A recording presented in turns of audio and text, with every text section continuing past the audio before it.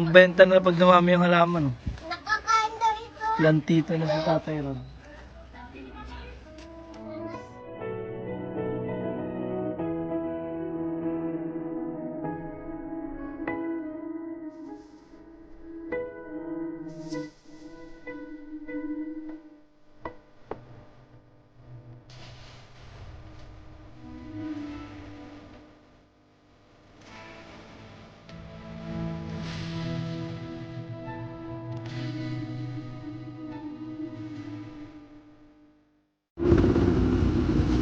Bili lang po kami ng abono para sa tanim nilang mga sitaw na gulay doon sa bahay nila.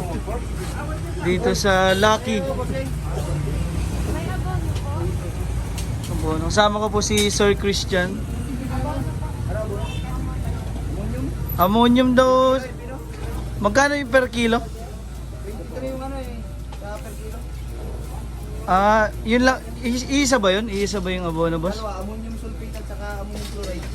Yung para sa gulay? Ay, sulfate. Magkano yan? 23 kilo. Okay, 2 kilo, boss.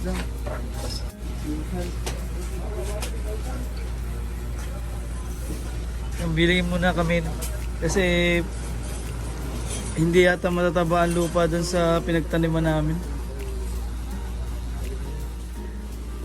Titingin na rin po kami ng mga halaman. Ito pala yung mga... Alin ba dito, boss, yung mga pangmanok mo?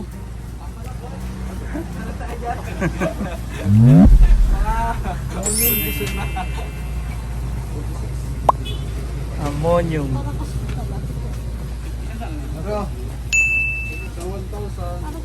Sir Christian, anong patuka mo sa manok mo? Lalo ka sa bungero ka din eh. Hindi tayo marunong man. Tara, kapag na, tayo na.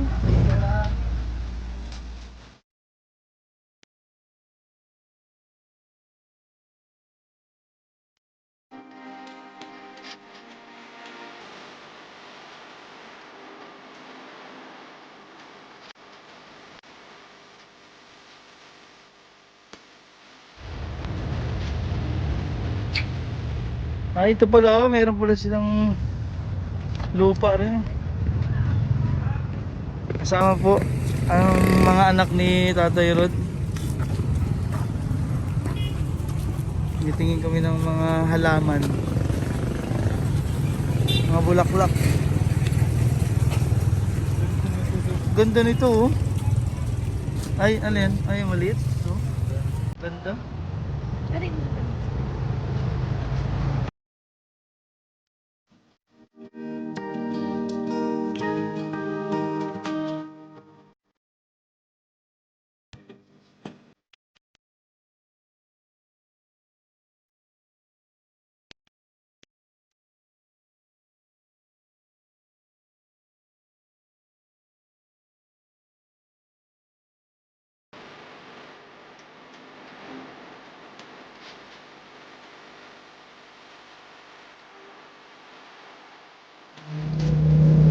So, Sir Christian, ano gusto mong malaman dyan?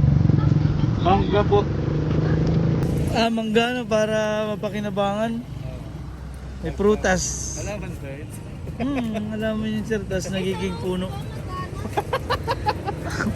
Bago yun maging puno, halaman muna. Are, oh, ano to? Rubber tree, oh. Magkano po rubber tree nyo? 800. Binibigay lang po sa akin yan ng kapatid ni Sir Paul, Pugong Biyahero doon sa Laguna. Ganyan nakataas, oh. Hindi ko madala at wala pong sasakyan. Pero mahal pala po yung rubber tree. Comment po kayo kung gusto nyo, anong gusto nyo mga halaman. May rosas. Ayan.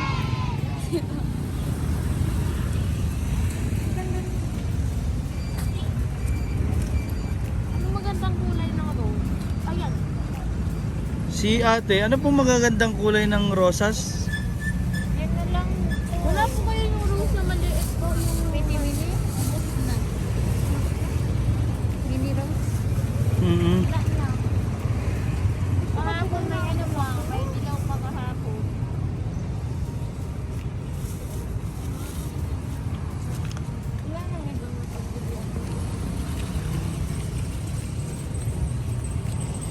Yung papa ko po mahilig din magtanim ng mga plantita po siya.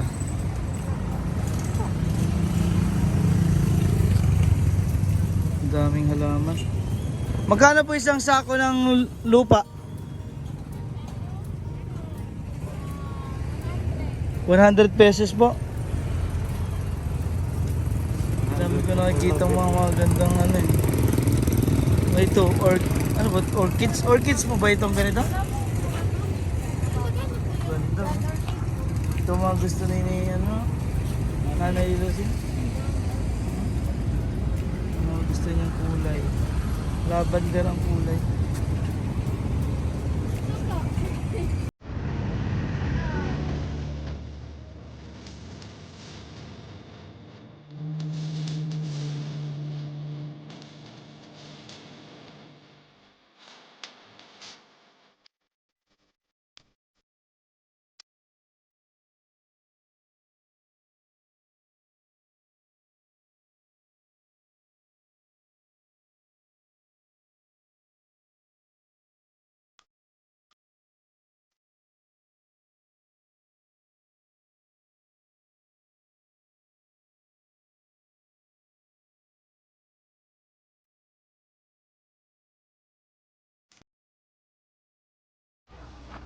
Alipat na yung mga halaman.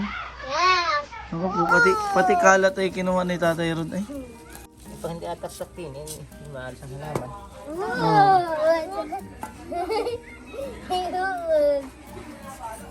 Lagay ko na ang yung Pangbenta na pag dumami yung halaman. Oh. nakakain daw ito. Lantito na si Tatay Rod. Doon pa yung mga daisy. Balik kailan po natin lilinisin itong ano para masisiwan? Para magpasisiw na po ulit ano. Wala naman linisin yan. Pag may isang oras na linis, linis. Baka po one of these days pa parating ay makakuha na po ulit kami ng sisiw. Siguro mga ano pa no, 40 muna no para kalahati tas opo. Para kalahati lahat yung kalahati, apasundan na lang. Pagka may ano. Naisip ko yung magkatagulanin ni... Sumukan mo tayo. Subukin ang panahon. Oh. Hina pa naman sa lamig yung sisiw. Kahit salukin mo na rin, oh. Ayan, tanggalin natin itong mga plastic. Tanggalin niyo yung plastic muna. Ayan ang mga dumi. Diyan, pwedeng ilipat yung malalaki ano. Yan, para ikaw ay umambis. Papa, kahit may uhod. Maalisin mo yung uod. Pero, puruti nga. Sen?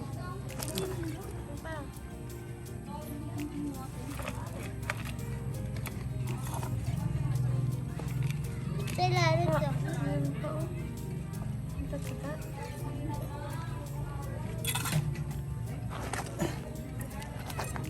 Ano, laban-laban niyo po yan pagka yung pang-spray natin.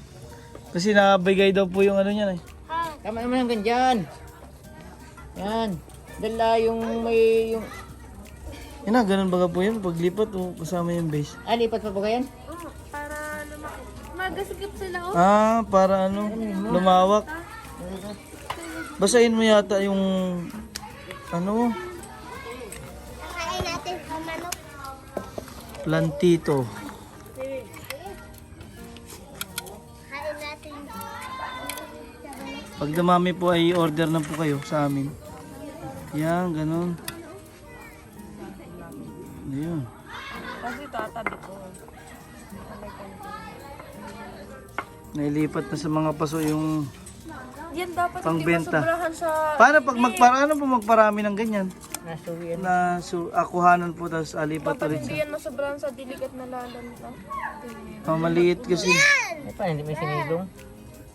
Oo, kailangan niya na inasilong pa lang. Ito lang. Pero ito kahit masobrahan siya sa Alipat na po lahat sa manok. ang pananim nila. Dahil...